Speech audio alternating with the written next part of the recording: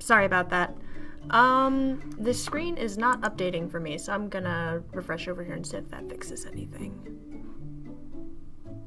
It didn't play the... Oh, there we go. Now we've got ads.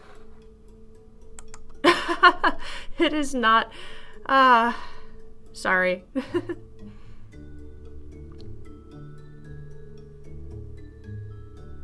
Some technical difficulties. The page over on Twitch didn't update. I think it got a little confused when I was entering and exiting full screen. Let me see here if I can fix this. Did I think I clicked the right one. That's super weird. All of the things that give me previews of the things that I'm about to click on, so I don't like accidentally show you guys the floor or something, are not working for me right now, so thank you all for standing by. Yeah, that was exciting. Sorry that you had to listen to me breathe quietly and be super creepy like that for a few seconds. I was just staring at this kind of like background and nothing had changed, and I was like, is the ad gonna play?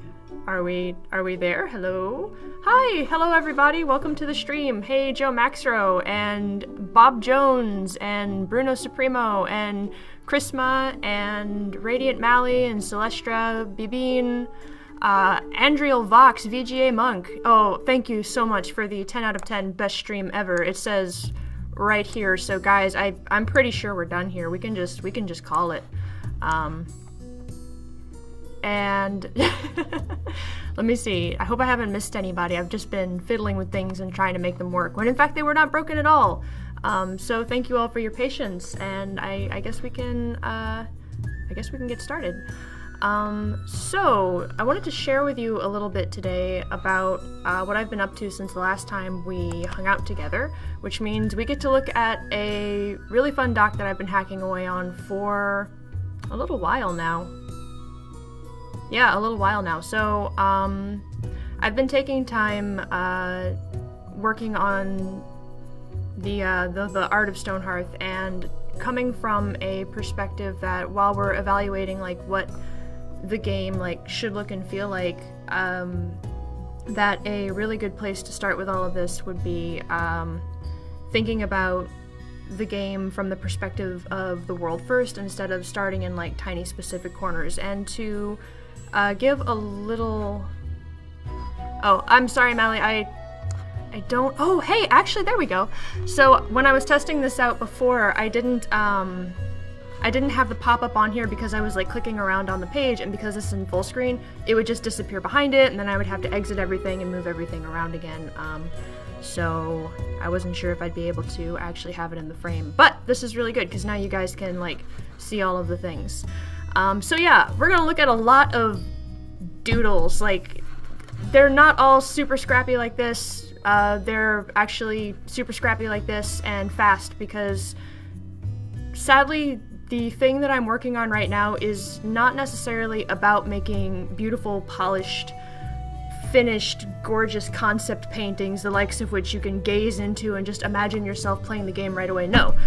What I'm doing right now is setting up kind of like building blocks and scaffolding. We'll borrow metaphors from the game itself, why don't we? To kind of create like the biggest of the big statements about like what the Stonehearth experience is like in terms of like art. And my hope, my hypothesis, is that by starting like super zoomed out conceptually, so to speak, literally starting from the scope of the landscapes, we will be able to provide context that makes each of the kinds of environments that you play the game in feel distinct to one another and feel like actual immersive, like engaging world experiences, instead of just like, here's the pizza box, but now it's desert flavored. Like, now there are visibly different things within each space, like specific moods that they're designed to convey, and so on and so on. And before I got distracted by the pop-up debacle, originally when we were going back in to think about the art in Stonehearth, we were supposed to jump right in and do art studies of like the hearthlings and like creatures in the world, and like what we could imagine that these things would look like if they were like super polished, like to what level would that be, and well, that seemed like it made a lot of sense because like the Hearthlings are things that we want to identify with and like be there with and like run around with as like a little adventuring party together. Like for me, the biggest gap to close first, and the one that would have like in fact the most impact on everything around it, was the fact that the lands that the game take place in don't really feel like they have a lot of dialogue with us as the player or with our Hearthlings. Like it like appears like it does, but then starts to feel like in fact it is a very, very spread out stockpile,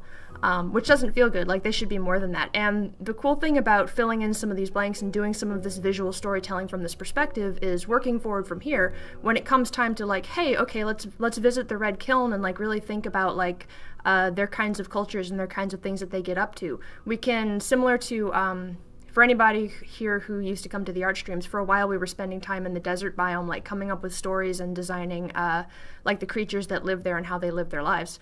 What we're essentially doing is coming up with like the big beats of those stories, so that when we do get back to like what are the people who settle in these places like, and what are the attitude that we want to convey with like the kinds of shapes and the kinds of colors and the kind of moods that each of these places creates. And then when you encounter monsters, like it makes sense and you could believe that they live here and thrive here.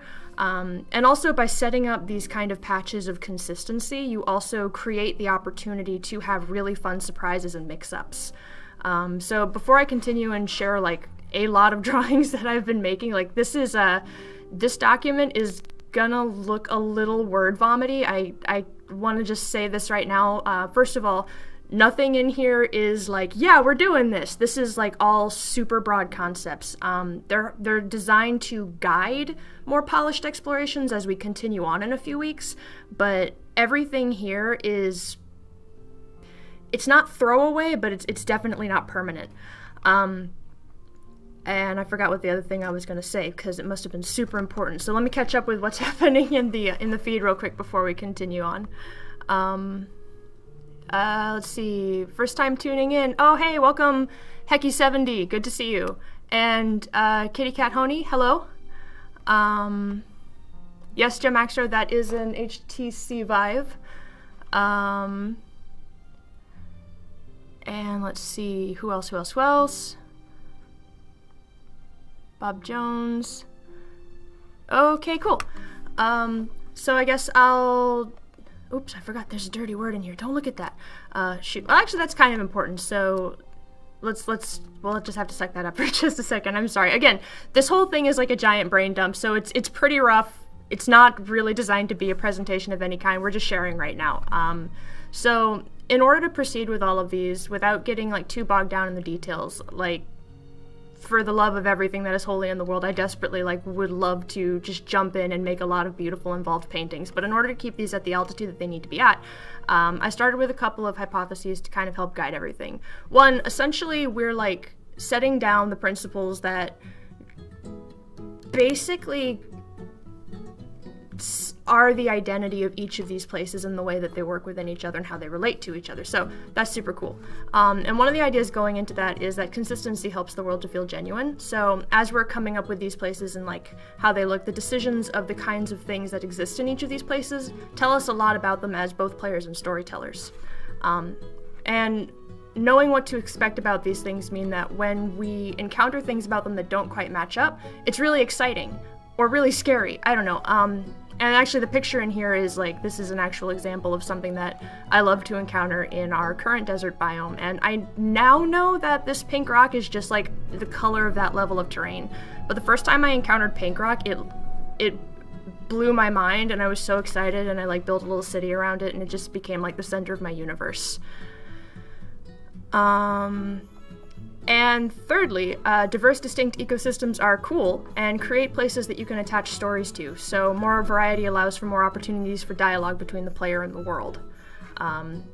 Which means like, while we have like 3 flavors of the world, and yes, I am actually counting tundra as part of these studies, even though we're not really looking to begin work on that right away. We've definitely got our work cut out for us, just making sure we get temperate and desert right. For me, it's important to consider all 3 from this point, though, to make sure that each of them like represent a different kind of experience. Again, that way like we don't cover every single base with like temperate and desert, and then like tundra is just like, it's exactly like the desert biome, except it's snow now. That's not very exciting. Let's see. What are we doing? Are we doing robot roll call over here? Oh, it's all our names.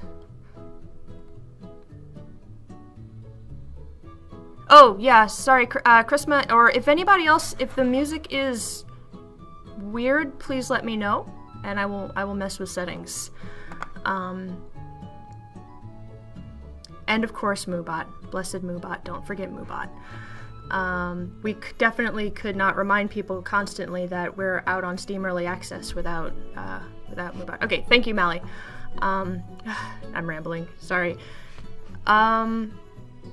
Anyway, so a couple of smaller things that have hatched out of these explorations is the idea that we're organizing landscapes from big to small, from simple to complex, to both unify the scene and to minimize noise. And what that gets at is when we think of the entire landscape, we don't think of it as like a flat plain and we just drop a couple of square mountains on top of it. Like, we want to find as many ways as possible to like make all of these different features, whether it's grassy flatlands or a beautiful emerald forest or some kind of towering mountains and foothills. We want those to feel like they're there with each other as part of an entire landscape.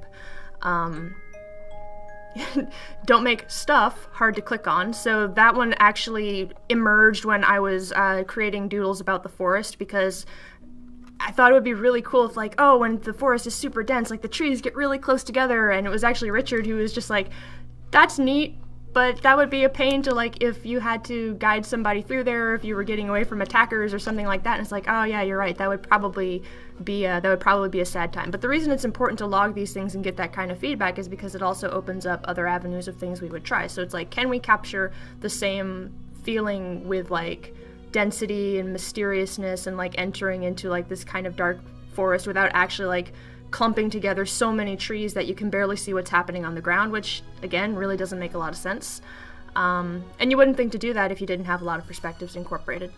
And then probably the most important one when coming up with all of this stuff is to imagine systems. How does A influence B? And that to describe what that is essentially like everything in here, like, imagine how it impacts everything around it. Like, let's say you have a patch of grassy foothills over here, and it's golden, and it's light, and it's sun-touched, and it's super relaxing. What does that look like when it's super close to the mountains? Does it get rockier? Does the grass start to die out closer to the foothills? And you start to wind up with visual markers that, as, like, if you can, again, like, imagine that you're playing this in the game, as you're clearing fog of war or exploring the space, however that winds up being, you are now like picking up clues within the landscape that tell you what you're heading toward or away, and you start to feel like the world is also alive and responding to itself in a way that feels interesting. You feel like there's something there that's happening. It's not just there for you to like pick stuff up and move stuff around. I mean, it is there for that, but it's alive, or it feels alive. Joe Maxter, what you're calling out about any plans to add a hide trees view similar to the building view. Oh, sorry, Chrisma, that the music is weird. None loves Moobot as Allie, says Bruno Supremo, of course. But anyway, we'll skip ahead a little bit to what Joe Maxtro was saying. Speaking of trees, says Joe Maxtro, any plans to add a hide trees view similar to the building views? And what Angelo is saying, tree slice mode would be cool. So, forest was actually... I want to say that mountains was the first thing I attacked for big, giant placeholder, but it was totally forests. Like, I am fascinated with how it is within our game. Like, we can make you, the player, like, feel the difference in all of these different biomes when you're like, because again, like, you're in a bird's eye view kind of weird detached camera window. You're not first person control of anybody. So like, whether if you were cruising over like a particularly dense patch of trees, like things would become like kind of darker and mysterious, like cooler in color temperature and things like that.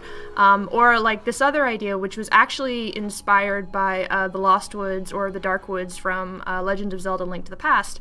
Like, when you enter the forest, forest, it's a dungeon. So like you go into this area and then the map changes and you're like inside of this like kind of darker, gloomier or mistier, more mysterious kind of forest area.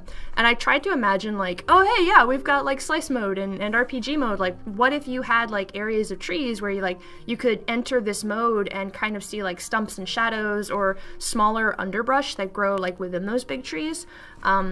This is a pretty aggressive approach, I guess. Like I think this involves ideas that don't currently really exist in the way the game works right now, but that's kind of why we do studies like this, is because you can just hatch these ideas and lay them out on paper and have them there for posterity. You never know when one of these ideas comes in handy later. But also, like, I do love this idea of like cutaway and hide and seek and like being able to uncover and reveal things about the world that can surprise you.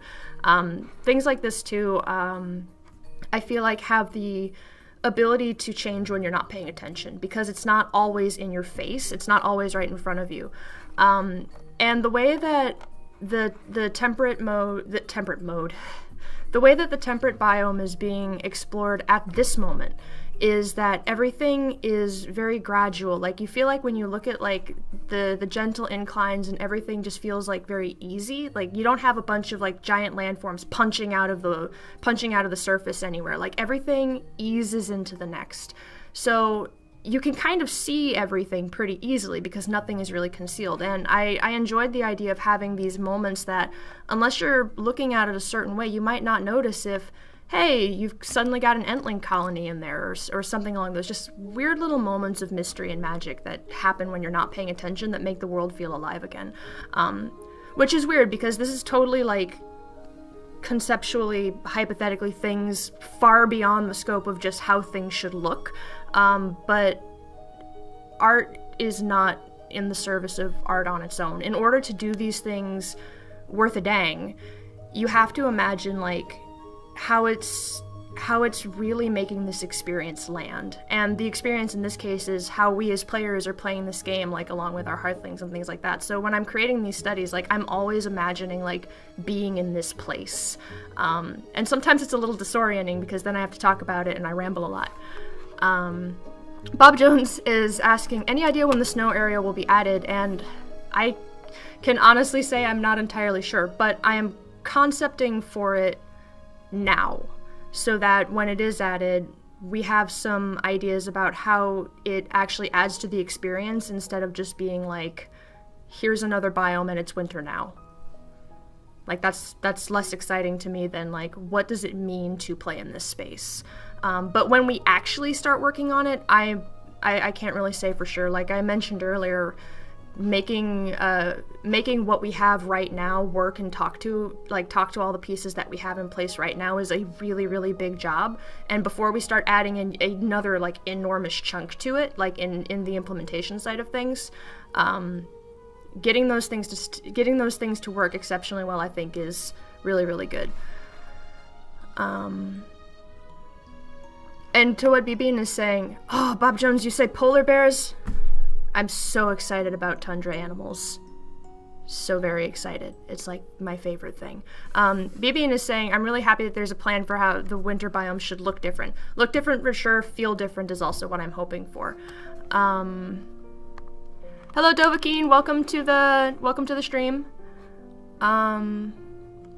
Okay, cool. I'm trying to make sure that, because like I'm gonna go into ramble mode a lot while I talk about all this stuff that I've been working on. So I'm just trying to make sure I stop every now and then and read what you guys are doing. But yes, polar bears, and perhaps more importantly, if that's even a fair thing to say, I really want whales, like really, really bad. But like colossal fantasy whales. It's just like, if it can't be in game, I at least want to make illustrations about it, right? Oh, Moobot's here. Penguins are also a very important part of the biome. See, now I'm sad. I don't have like any doodles of tundra. Oh no, it happened! Oh, I knew that it would. Hang on, let me see if I can fix this. I can, because I just remembered that was a thing. Sky whales are cool. I don't know. I would be happy with just like...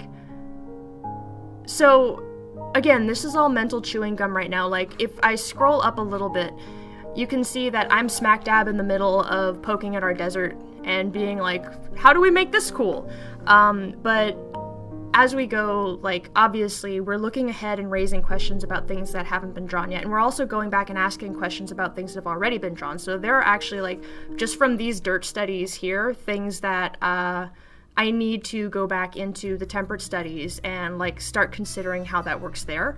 And it's getting to the point with these where it's like, I need to go in and make tighter art of this, because it's the type of information that's being gathered from those studies is too fine to be like these kind of big statements. But anyway, back to the point. What happens in the meantime is, like, you're kind of thinking of all these things at the same time, and down here is where I've just been sort of like previewing things that I am looking forward to considering that give this place its specific identity. I'm sorry, I just banished you guys again. I can't keep doing that. Before the food spoilage update. Oh, cool. Welcome, Silver Moogle. Silver Moogle says, Kupo, I'm back. I bought Stonehearth a few months back. You may remember me from last year before this food spoilage update. Weren't those happy times? I love the game and just wanted to let you guys know. Thank you so much. That's wonderful to hear. But yeah, so this is like a collection of thoughts about the tundra, and like one of the main things that inspires me about working on this is, like, I mentioned it a bit before about imagining systems. So, like, everything that happens in each of these spaces, like, has an effect on the space around it. And for me, like, the tundra has the opportunity, maybe, and again, all of this is just like, what if this was a thing? So please take it with a grain of salt. But for me, the tundra has an opportunity to be, like, that kind of dynamic change, but on, like, a colossal scale. Like, the way glaciers act on the earth, the way waterfalls can spring up out of nowhere and then run dry. And like having the world be something that you have to respond to on a scale that you just don't feel in the other biomes, where the interactions are neat in their own way, but like they feel, for me anyway, like the scale of it, they feel small by comparison. And Stephanie has actually shared lots and lots of wonderful stories and references and pictures and fun Arctic facts, because she's actually been to the real world biome of this, and like I've been to plenty of places that look like the temperate biome, and I've romped around the American Southwest and I love it, and this is one place that I can't draw from personal experience, so I'm like siphoning inspiration from her and trying to like cook all this stuff down together. Wervin says, it would be cool to make villagers happier with warmer clothes. I would definitely hope so. Like, I feel like I'm kind of hoping that each biome, like, has its own particular kinds of fun thoughts, since we have that ability. So yeah, I could definitely see that one being one for the ice biome. The desert biome, like, I need to see a sand in my shoes thought. Like, that, guys, we need this. It's important. Why is it important? I don't know. But it is. Real world biome. and this is the part where your hearthlings get ready for work. It's very exciting. Hey, it might be. I mean, it would be kind of cute to like see your carpenter get up like really early and check on all their tools, and see your cook like start preparing food. That would be fun. Pollo with winter wear. Pollo. Or froyo. Anyway. That's another whole basket of eggs. Pollos and Christmas hats, yes!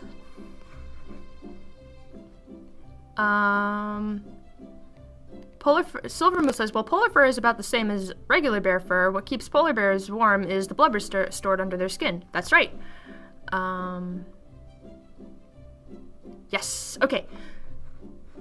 But yeah, BBN is saying more clothes and more decorations. Absolutely. Like, the idea is, like, the more we have, like, a basis in each of these places, we're creating foundations for storytelling that you feel just with visual details. It was the same as when we were designing, like, the goblin faction in the desert. Like, we were trying to tell stories visually with, like, what they would choose to dress themselves with. Even with the facts that we have right now, that's something that we can do. But the idea is, like, now let's create even more opportunities to have that, and also make sure that we're exposing enough so that when people see it, they can just play jazz.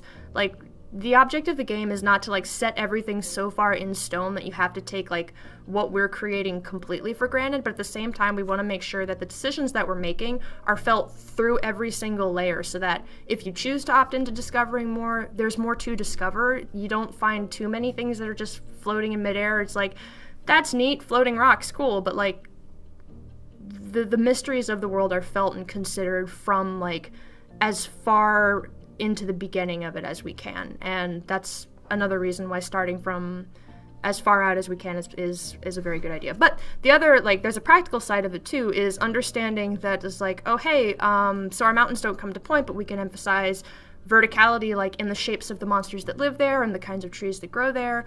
Or hey, that's really neat, but like when we get to the desert, what if we want to actually incorporate like a giant canyon like into the flats somewhere so that you can actually uncover those things. Okay, cool. So we need an art style that supports terrain that can like roll gently up elevations and make forests feel fluffy and mysterious at their depth, but also can like lend that kind of grandiosity so that when you uncover this cliff, like you're beginning to describe like parameters, but they're not parameters yet. Just like, hey, we might need this. And not getting into the weeds with it, not like thinking down to like every kind of bush and every blade of grass, but just those really, really big statements, that sets up a lot to work with. But it also raises a lot of questions going forward.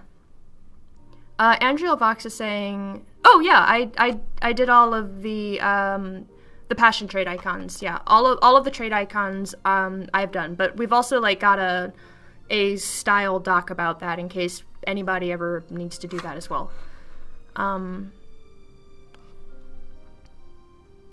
Austria Gamer is saying, I want to know how we could do Christmas lights in the lore now. And Silver Moogle says, fireflies caught in small glass jars that are painted different colors, which is adorable. I love that. But Austria Gamer is saying, I like that, but what about the tundra? I don't think fireflies could survive there. At a certain point, we can also play some kind of crazy fantasy card there. Like, we want enough of the real world there so that like we're not just arbitrarily floating in fantasy space, but we also want things in there like rabbit statues and stuff like that that are just whimsical enough, because it is a fantasy world. So it's okay to just make stuff up every now and then too. It doesn't have to be completely realistic. Like, what if it's sea fireflies? Like, there's a lot of life in the water out there, or something like that. Fire beetles, lava bugs. Thanks so much, Andrea. Oh my god, glowing owls. Okay, guys, we're just gonna draw glowing owls for the rest of the stream. Thank you guys for listening, but this is more important. Ooh, Silver Moogle says maybe glowing mushrooms found underground. One of the things that Stephanie actually talked about when she was sharing her her understanding and love of Alaska and the tundra biome is that there are apparently like super intricate systems of like caves and tunnels. So I feel like there's a pretty cool opportunity to have like a hidden biome within these spaces, and you would definitely, like, anytime I hear anything to do with cavernous spaces, all I can think about is like phosphorus creatures and fungi and things like that. It's like everything glows underground. That's my happy place. Glowing snow owls, that's so good. A snow dragon, maybe. It's so good.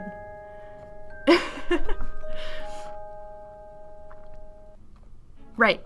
But yeah, so I guess to round it back, the practical side of like having these giant bites is we're setting up clues for like what kind of art style we're going to need to like really deliver and include all of these things like to the best extent. And that helps us feed in forward to things like when we're considering like level of detail and all of those things. It's like we start to flesh in what our must-haves are, and that helps us like put it into perspective with the things that help support that.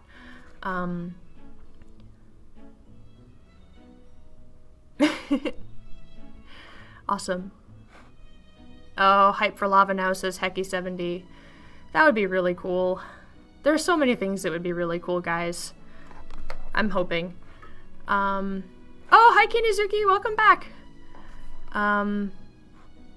Magma Smith in the load screens. Okay, cool. It's hard to think in all of these places at the same time. So yeah, when I was working on the temperate biomes concept doodles, the idea was to like try and create the feeling like if you look like wherever one of these sections begins. Oh, I just banished y'all again. Hang on. Ugh, how embarrassing. I know the internet. I know computers.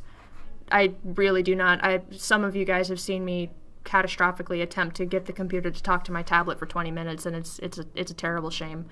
I'm sorry I missed your comments. Now I'm looking for them. I feel guilty. Some sort of erosion. Oh, that would be really cool, but not how possible. I could imagine how that would look, but I have no idea how we'd make it work. But yeah, like large scale like change in the environment that you would actually see over a very, very long time would be amazing. I don't mean to keep banishing you. It's just we've got a funky layout today, and it's okay. Proud Ninja Burb. That's fine. That's fine.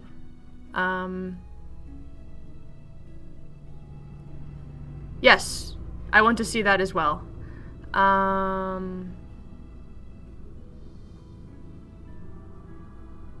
Okay. So yeah, the idea, I'm sorry, I have to get like back online for a second. I don't mean to keep banishing you guys. It's hard. I click on something, I forget, and you guys like go to, I don't know, the Shadow Realm or something. That's not safe at all. I'll do better. I'll suspend my button clicking things. I'll just wave my mouse around things when I want to show you guys.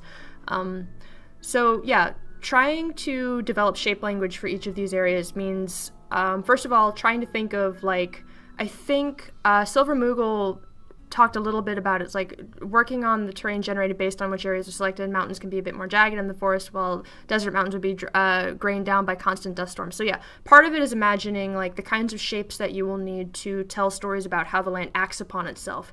The other part of it is trying to create like atmospherically the tone and personality of the landscape, which sounds a little crazy weird, but bear with me.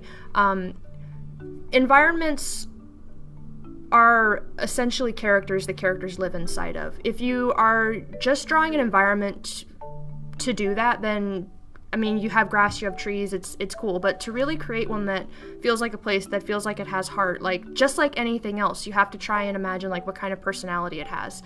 And in the case of our biomes, I actually look to our hearthlings and what lore that we do have ascribed. Like, when we think of our ascendancy hearthlings and how they're very happy-go-lucky and very, like, possibly dangerously optimistic about just everything, like, good heavens, they're the happy ones. And I try to think of like the kinds of the kind of place that would like give them that impression of the world, and like and even that, it's like if you set out and you have like this fire in your heart and heaven knows where they hail from, and you just see this place and it's just like has that kind of easygoing appeal to it. Like, it's not laid out for you, like there's still a lot of ground to cover, like there's tons of space.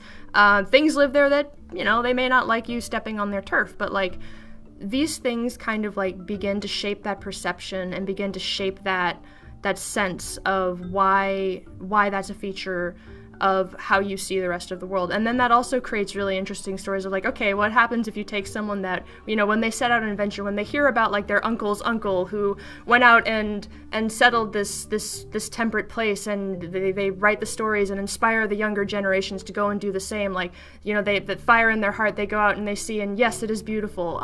But then I imagine like the story of like the ascendancy dudes who like wind up in the desert, and like suddenly there's this kind of fun conflict, because the desert is like, the ground floor of it is like, yeah, cool, I mean, you have essentially what you need. There's like a stream somewhere over here, it's gonna be great, but you're gonna have to go up at some point, and it's gonna suck. Like that to me is exciting. Like, I start to think of like the story and the narrative, and that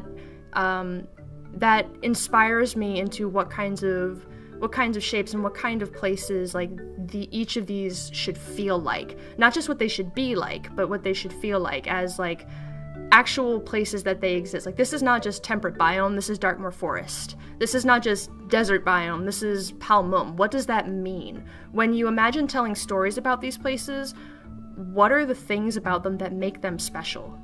I mean, otherwise, like, cool, it's a desert. Yay. Kinizuki is saying, but what if the Shadow Realm offers free ice cream or something? Well, I mean, that's definitely your business, dude, but be careful. Silver Moogle has a quick question about Hearthling's feeling of claustrophobia. No matter how big I make the cave's roof, they always say they feel closed in. Huh, that's interesting. Silver Moogle saying, what about Raya's children in the forest? Clay isn't very effective against wood as it is against cactus. Exactly, right? It's... You start to feel like there'd be a little bit of conflict as they're trying to figure out how to mesh with that space. But yeah, definitely to get back to the problem about Hearthlings feeling claustrophobic in caves, Mally is suggesting posting that on the forums along with a save. Neat. So, yeah. When I was working in this space, I wanted the mountains to feel like the foundation for basically the entire thing, and coming up with shapes that kind of felt like it was like kind of like a big rolling hill easing out from like a certain point. Like, I didn't want to build too many crazy shapes. Like, when I first started doing stuff like this, I felt as though these felt like they had like that kind of turbulence that you see like when you're flying over a mountain range and you look down and the ground, it's very violent. Like, the ground is like choppy and it looks like giant frozen water. It's crazy looking. But that kind of goes against the grain of like the sense that we're trying to evoke narratively from the shapes that you see inside of the temperate biome. So what I did instead was, instead of trying to think of like, here is the ground and the mountain is on the ground, or several mountains are on the ground, like, it became more about like, here's how the ground like turns into the mountain, the whole ground, and then here's how all the rest of these pieces nest into it.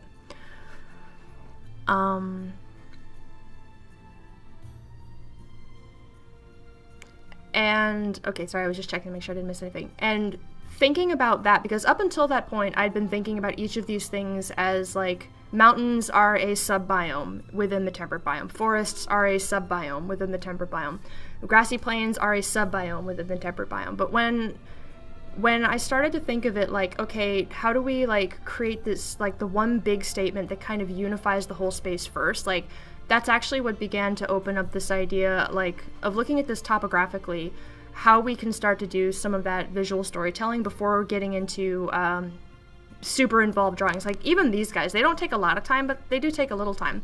You can get a lot of information from stuff like this. And there were a lot more drawings of these that were really, really hard to read, but these little postage stamps here were probably the most to the point. Like, just by paying attention to how much space is being dispersed around the base of something, or how dense little clusters of things are, or how sheer like a particular cliff face is. Like, you're starting to create like expressions and emotions in the landscape just using like block shapes. It's a limited medium, but it's got a lot of possibilities. So when we pay attention to like how many of these summits that we have, if we limit it to just a few, and then we combine that with like this feeling of it like growing ever wider, like a drop in a puddle, like something very soothing. And then again, paying attention to the elevation, making sure it's there but not too much, so that you feel like it's manageable even though it's vast. Like, there's a vastness to it. But it's very relaxing compared to this kind of fast study of mesas, which, if the temperate is a drop, are ripples in a puddle, the mesas in the desert are more like you're just taking rocks and dropping them in. Like, they're bouncy, they're flashy, they're energetic, and suddenly that tells a whole different kind of storyline, and you can see it just by looking at a ground study. Like, immediately you know that these are two different places with two very different feelings to them. And then same, like, if we hold out on showing like super sheer cliff faces, if we save that for when we finally do see the temperate biome, where all of a sudden you have these enormous bodies of ice and land, and like, it's it's breathtaking and imposing, and it's like, now here's a challenge that you don't experience anywhere else. Granted, Hearthlings can make ladders of any size. There's only so much we can do there. It's a magical talent of theirs. But again, purely from a visual storytelling standpoint, using these shapes and using quantity and just using basically graphic design principles to set up what each of these spaces are saying from their biggest points. That was what really began to unlock these studies as a whole. Let me make sure I'm not missing anything. I don't think so. Alabine is saying, will I be drawing more? I will be drawing a lot more. So many.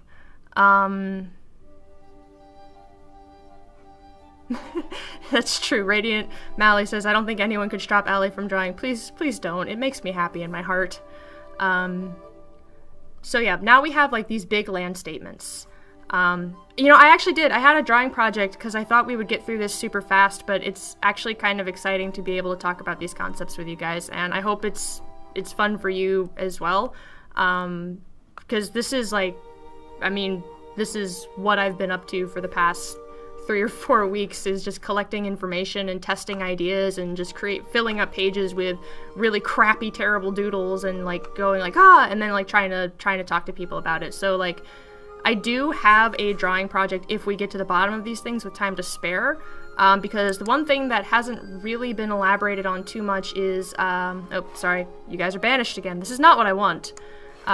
Is like, so the desert has like the canyon sides, it's got the area around the stream bed in the very base of the gorge, and that area is the one that hasn't really been explored too much yet. So if I don't think we're going to, because it's already about 40 minutes into the hour, but it would have been an opportunity to just like go in there with some really just gross colors and like fleshing in textures and things like that, just fast and dirty, and you know, getting out some bad ideas so we can get to some good ones, which is really what it's all about.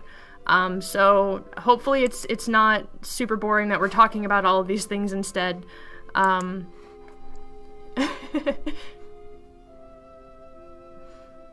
see. Oh, bye, Spam. Don't take away my pens, Bob Jones. I will find you. Okay, good. I'm glad. Okay, cool. But yeah, so knowing what to come back to again, so it's like, at this point, and no drawings had really, like, we didn't have a lot of drawings yet of, like, all of the tiny details within the temperate biome. There weren't any drawings of the desert biome. There certainly aren't any drawings of the tundra biome, but these 3 themes, like, those became kind of, like, pillars of each of those, and, like, then it became interesting to imagine how the rest of the world, like, played off of those, because now we had a foundation. Sorry, Geister. Or Jester, or Geister. Sorry, I'm never sure how to pronounce your name. But we still have about 20 minutes to go. And I'm not gonna try to speed through this, because again, I want to be able to share it, but yeah.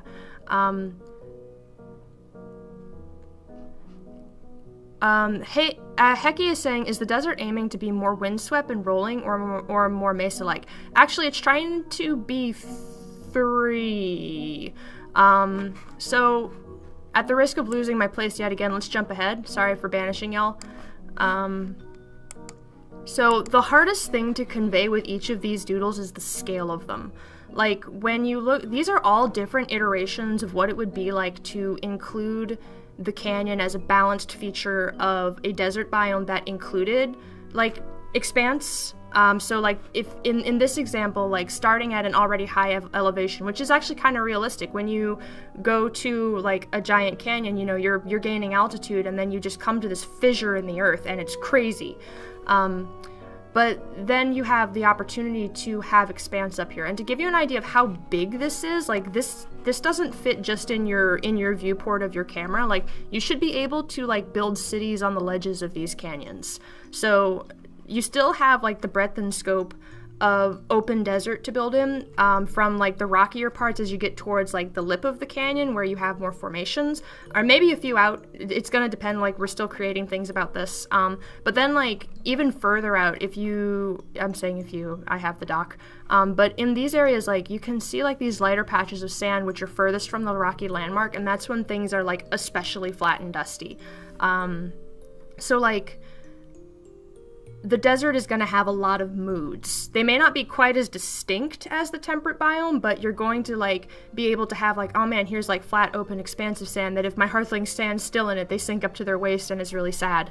And oh hey, you've got like these standing monuments and it looks like Arizona and it's beautiful. And then you also have like the sheer walls of this canyon side, and then you also have like this lush gorge like at the base of it with a river. Like adding like all of these different types of features to discover and give it as many facets as possible, that's the goal. And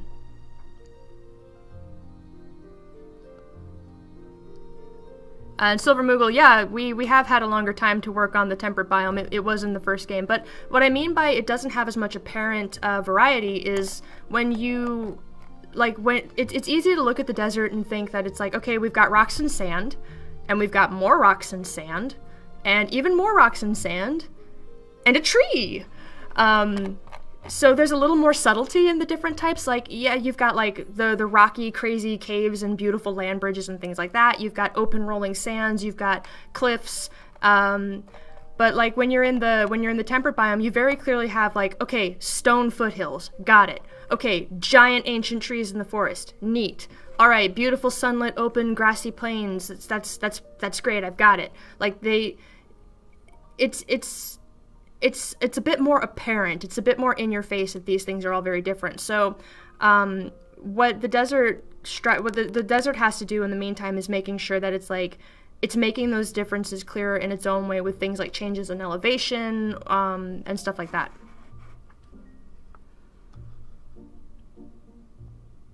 But yeah, we want to,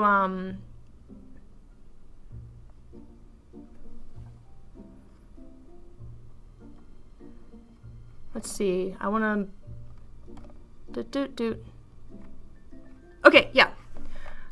So yeah, the idea is like going in there and giving it all of these like, there's like the whole biome is no longer forest and mountain. Like there are now like, we've been throwing around the expression sub-biome, but there are like finer points to each one that unlock different kinds of like, again, like moods and places that you can be in that are all different. And hopefully that also means like you would have like, oh, you've got a forest over here, so you know you can go there and like harvest certain things from there. And hey, you're in the open fields, it's relatively peaceful, but you have to watch out because it's like sometimes things happen out here. I don't know, use your imagination. But it's not one note, and it's not like once you've seen what there is, you've seen all of it.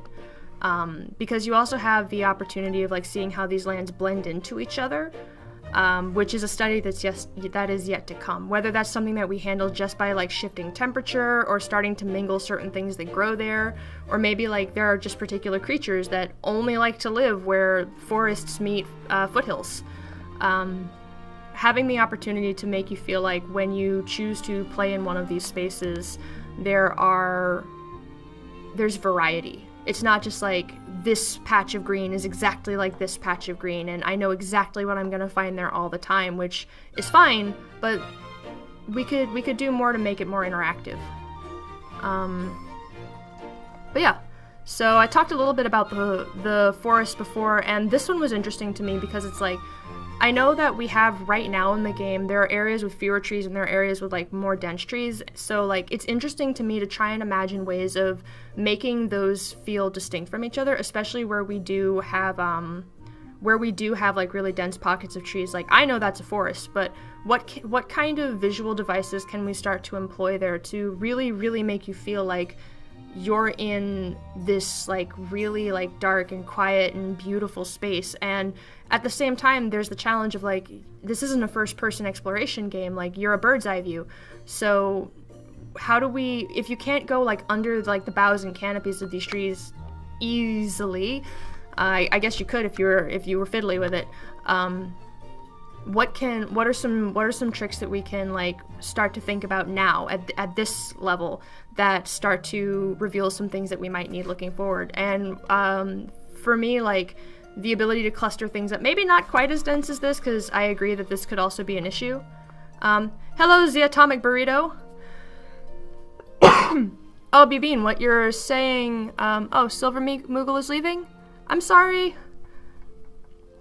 Why did I say I'm sorry? Goodbye! Listen to me. Clearly, it is hard for me to multitask. First-person camera view, that would be exciting. Rossi Bilbao. There will be a snowy. I just haven't made art for it yet. I'm sorry. We're still a little early into the things. So yeah, to what Heki is saying, so if we scroll down a little further to grassy plains, which are supposed to feel like open and warm and inviting, I'm not sure like what function they would serve, but you can see in all of these doodles, they've got these little kind of pockets that are meant to represent taller grass. Like, I don't even know if this is something that you would harvest for anything, but like, I just love the idea of being able to interact with these spaces atmospherically. Like, your hearthlings can just run through them and maybe have a covered in bugs thought, which is horrifying. That's definitely not where I wanted to go with that, but that's where I went because it's realistic. But unrealistically, or like in fantasy cute mode, like I had this little comic pop up in the margins of my sketchpad of like a hearthling running through one of these patches of flowers, but it turns out the flowers are something else and they just fly off and they're magical and mystical, and it's like, that doesn't do anything, but it just like, it makes the world feel nice. So I'm always looking for little moments like that to suggest.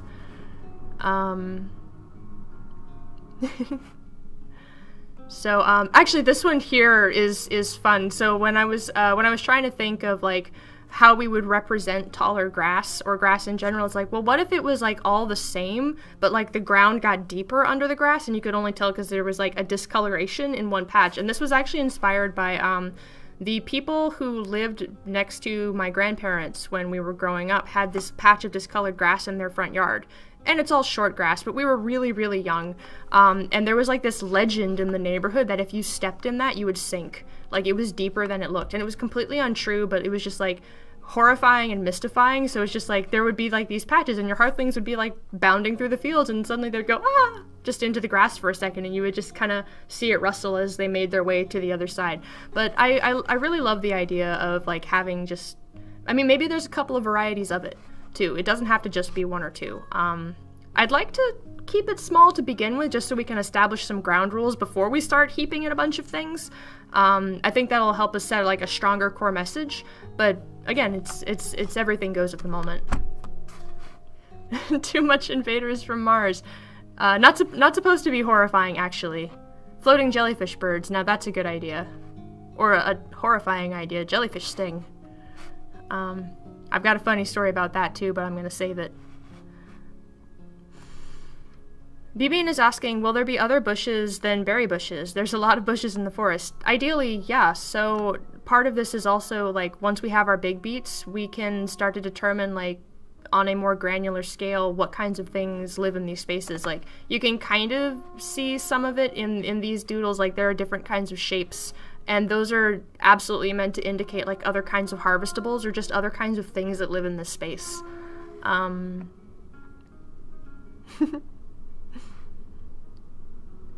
It's a fine idea. Okay, jellyfish birds is a fine idea, but it's also like, you gotta be careful with that.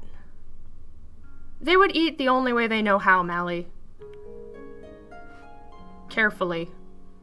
I mean, jellyfish just kind of float around. They don't have brains. Anyway, that went to a sad place. So this also... The temperate studies also touch briefly on water, and there need to be a few more in this vein of how water interacts with the landscape, like what effect it has on the space around it, whether it causes like lots and lots of vegetation to spring up around pools. Like, it's hard to tell in this doodle because it's really small and terrible, but you have like patches of like grass that gets taller as it gets close to the lake is just a way of like, oh, there's water here. Yes, Nalkara, butterflies, please. Oh, Riven, you're right. It would be like a Metroid, but that's might not be good. Metroids are bad news. But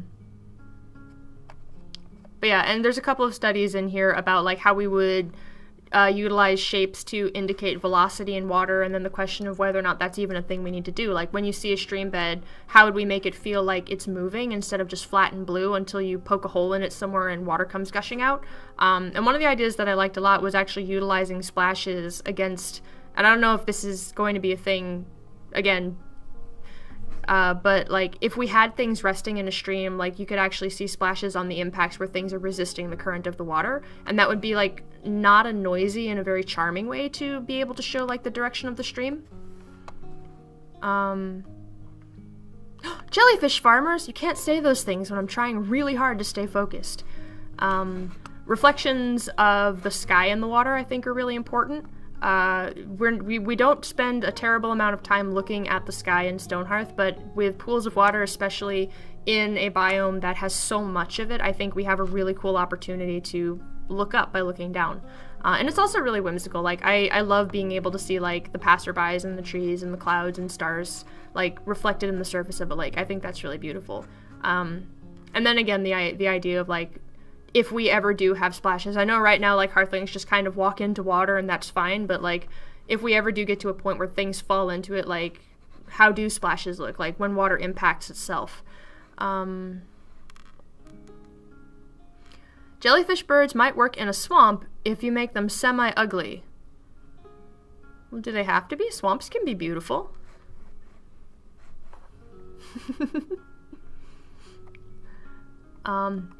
So yeah, there's a couple of things that I need to run back through here and revisit now that I've had some time to stir up a couple things with the biome studies in the desert. Largely about how we make expanse appealing, because right now the problem of when you clear the land, you're left with like this entire swath of green, and you know, things don't really grow back, and maybe that's the solution, is we just have it so that things grow back. But like different types of grass and different types of ground, and like how all of those things interact to just give the ground more things happening to it. And that's something that gets explored in greater detail moving forward from the desert studies. BBN is asking if there's a place where you guys can see my art once in a while. I used to have a Tumblr, but I have not been keeping up with it, but I promise when I start posting my things again, I'll post somewhere if you guys are interested. It's a dead zone right now. I haven't been there in a year. But I appreciate it. I'll be sure to let you guys know. But yeah, so, shoot, this really did take the whole time. I'm honestly surprised. I guess this is like a 22-page doc at this point, so maybe I shouldn't be surprised.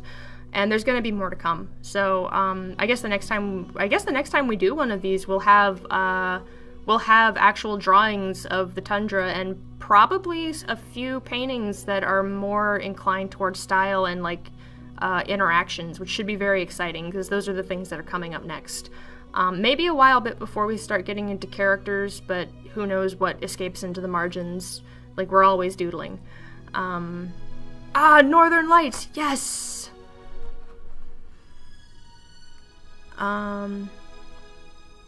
Neat.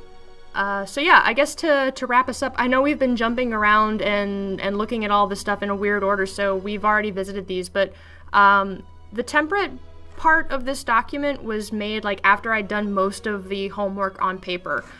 With the desert section, I've actually been experimenting with kind of logging everything as it goes. So what you actually see in this part is an evolution of the concepts. So you can see like the first pass of like trying to create a version of having a canyon like discoverable in the desert biome looks a lot like the temperates, like easy up mountains but with like a big cleft through the top layers.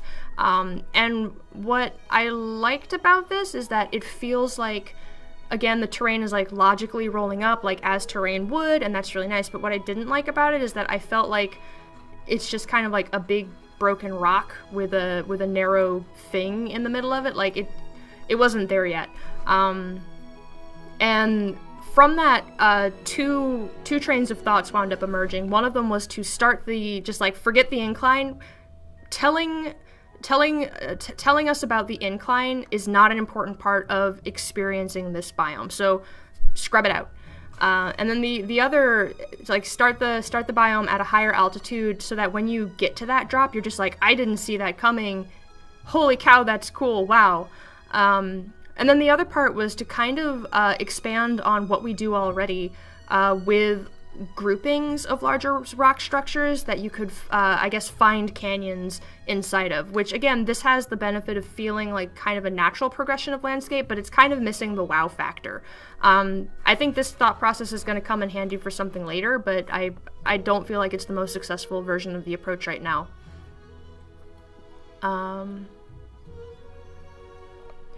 So yeah, that was like the evolution of this thought process and a lot of like little rocks drawn by it.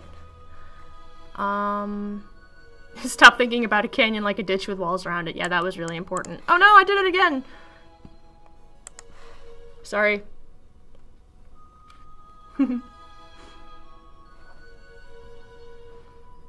Cyrilar.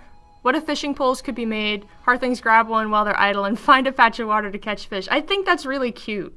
And that's like, I don't know, again, you have like that combination of utility and also just like a fun thing to watch happen in your town. Little touches like that give your game life, which I think is really important.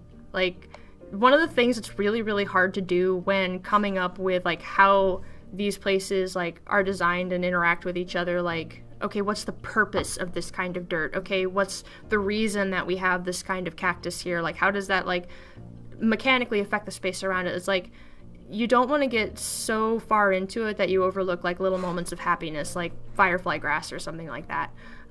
You need a balance of both. So I think it's cool. Food options for the cook, that would be really cool. Yes. And yeah, so what I'm actually currently wrapping up on as of today, oh, here's a little rock dude. He hatched out of these little standing stones. Oh yeah, the Archipelago mod has a Fisher class. Good catch. Good catch. I'm sorry, I'm leaving. Okay, not yet. We have a few more minutes. Actually, we have like 2 more minutes. I'm sorry. So yeah, the part that I've actually just wrapped up on today was kind of a cheatery, slightly more in-depth than we needed to go study of, again, how do we make Expanse, like, feel better than it currently does. Like, similar to, like, we don't want to treat the entire landscape like, here's a box with stuff on it. Like, we don't want to treat the entire landscape like, here is an entire thing of one color, and we're just going to sprinkle stuff on it. It's going to be great. It's gonna, like, whenever I see the desert biome, like, before I do anything to it, like, it always reminds me of chocolate chip ice cream, because it's like this kind of, it's just this one light value, and then we have just all of this like stuff just sprinkled all over it, and it's like, how do we incorporate these things together? How do we add like enough variety, not too much, but enough so that you feel like this place like is doing something. It's not just tan. Oases are actually a really fun idea. No, don't pun again, please don't. I spend all of my energy trying not to. So up here we have like a couple of ideas of how to explore those transitions from one to the next. How do we utilize value to make sure that it doesn't just look like we have a lot of Technicolor rings everywhere? Like, whenever you start changing up color in something that's grid-based, whether it's side-scroller or top-down, you will at certain camera angles see patches. Like, it's kind of unavoidable. So the question that these studies have been trying to answer is like, if we can't, the more we try to hide stuff like this, the more it's going to look like we're trying to hide it. So let's flip that on its head, and how do we make that feel like it belongs? Like, what are some treatments that we can do to edges? I know that's really, really faint, but this little doodle down here hopefully explains it more. Like, instead of just like retaining the color like within one block, like, can we let things like leak out over and have like irregular borders and things like that? Like, again, technically I'm not really sure, but from like an art and just feeling standpoint, it's not a bad idea to explore.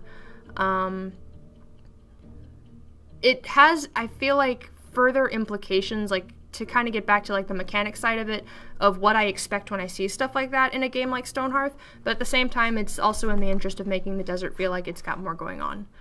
And yeah, so that's where I'm at. I am due to polish up a study or two of gorges, but to be honest, with the information that's been collected so far, it's going to be almost impossible not to dive into things that are a little too specific to belong inside of this document.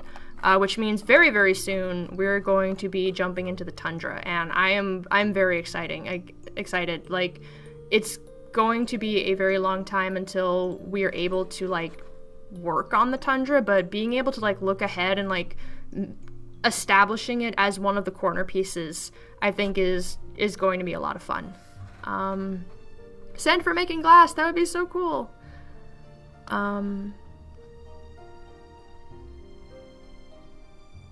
Would buffalo in the grassy biome or desert or the grassy area in temperate? Because buffalo would be adorable.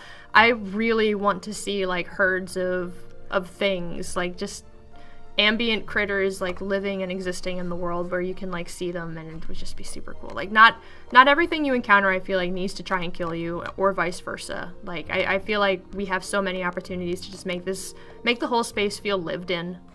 But yeah, so thanks everybody for coming to the stream. I guess it really did wind up being entirely talking through this with you guys. I'm kind of sorry about that, but I hope you enjoyed it.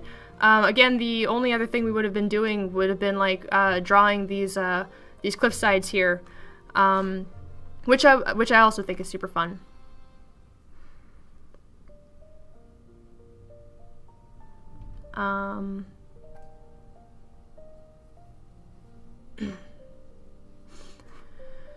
So yeah, thanks so much for coming, everybody, and I'll see y'all again. I hope this was super fun for y'all. It was definitely nice getting to touch base with everybody. So y'all take care. Have a really good morning or evening wherever you may be, and until next time.